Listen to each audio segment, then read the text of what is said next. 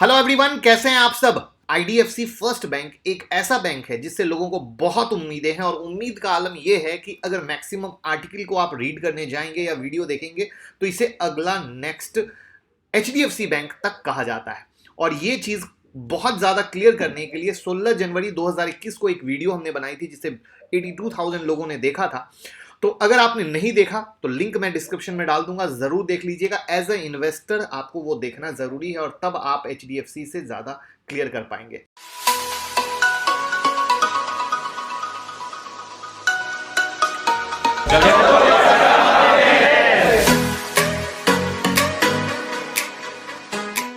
अब बात करते हैं कि आईडीएफसी फर्स्ट बैंक क्यों गिर रहा है, क्या है प्रोस्पेक्ट, चीजों को समझते हैं। साथ में वीडियो के लास्ट में एक प्रेजेंटेशन मैं शो करूंगा कि आपका दिल खुश हो जाएगा।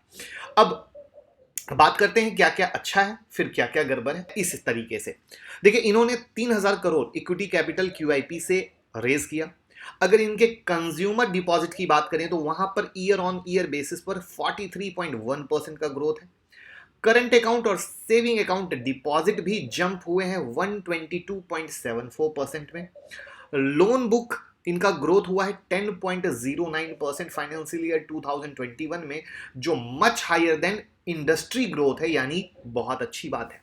अब सब कुछ अच्छा है तो स्टॉक को होना चाहिए था रॉकेट, बट फिर गलत कहां पर है, और इसीलिए हम कहते हैं इस गलत को समझने के लिए कंपनी से दोस्ती बहुत ज्यादा जरूरी है।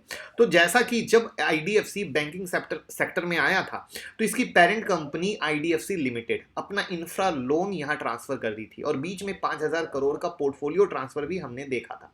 अब ऐसे में कोई भी पुराना लोन अगर बैड लोन होता है तो यहां पर मोटा नुकसान बैंक के साथ साथ इन्वेस्टर को भी होगा, इस बात से इनकार नहीं किया जा सकता है।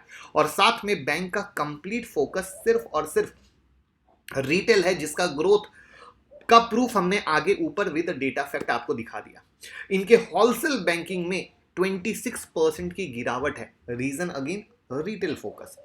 और कोविड के टेंशन ने बैंक पर टेंशन बढ़ा दिया है, क्योंकि ओल्ड लोन तो है ही, वहां पर रिटेल लोन का कोविड का इंपैक्ट रिटेल वालों पर किस तरीके से आएगा वो फ्यूचर में देखना पड़ेगा। तो ये वो चीजें हैं जो मार्केट में पैनिक क्रिएट कर रही हैं, जिसके कारण अगर आप एक मोटा मोटा एग्जांपल के तौर पे हम बात करें, और अभी चूंकि ये जब मार्केट गिर रहा है तो वहां पे आज की क्लोजिंग से पहले की मैं बात करूं तो बैंक निफ्टी में मोटा मोटा अगर 8% की गिरावट थी, वहीं पर इस स्टॉक में 15% की गिरावट। अब दिल खुश करने वाली चीज यानी वो प्रेजेंटेशन। अब देखिए, इनका लोन ब्रेकअप कीजिए। जो लोन ब्रेकअप है तो लोन ब्रेकअप में आप यहां पे आप देख पा रहे होंगे कि सिर्फ 2% लार्ज इंडस्ट्री में है, बाकी सब का सब किस तरीके से कंज्यूमर फाइनेंस है या प्रॉपर्टी के अगेंस्ट है या एसएमई है, तो रूरल फाइनेंस है, क्लियर दिख रहा है। और अगर सेगमेंट ब्रेकअप में आप देखेंगे तो सेगमेंट ब्रेकअप में कंज्यूमर फाइनेंस 36% है, जबकि कॉर्पोरेट बैंकिंग सिर्फ 25%, यानी इनका फोकस कॉर्पोरेट घटाना है। तो यानी आप देख रहे हैं कि रिटेल पे फोकस है। तो ओवरऑल ये चीजें मिलकर जब इस तरह की न्यूज आती है तो शॉर्ट टर्म पे इंपैक्ट डालती है, इससे कोई इनकार नहीं है।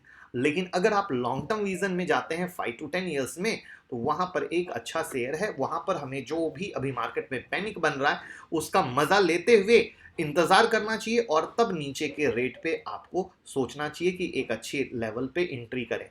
अगर अभी एक मोटा मोटा बात करें तो 45 46 के पास का एक अच्छा लेवल दिख रहा है, बट अगर पैनिक कुछ ज्यादा लंबा चला तो उसमें ये लेवल भी टूट सकते हैं, उससे भी इनकार नहीं किया जा सकता है। तो वो चीजें रात के 10:30 बजे के शो में मैं कवर करता हूं, तो वो मैं आपके साथ जरूर कवर कर लूंगा। आपको परेशान होने की जरूरत नहीं है, बस रात के 10:30 बजे का शो फॉलो करते रहें, ट्विटर टेलीग्राम से जुड़ जाएं, सारी अपडेट सारी डिटेल आपको मिलती रहेगी। उम्मीद करूंगा शॉर्ट स्वीट वीडियो आपको पसंद आ रहा होगा, तो लाइक कमेंट शेयर करके प्यार देना मत भूलिएगा। ट्विटर टेलीग्राम से जुड़ जाइएगा। Thank you so much.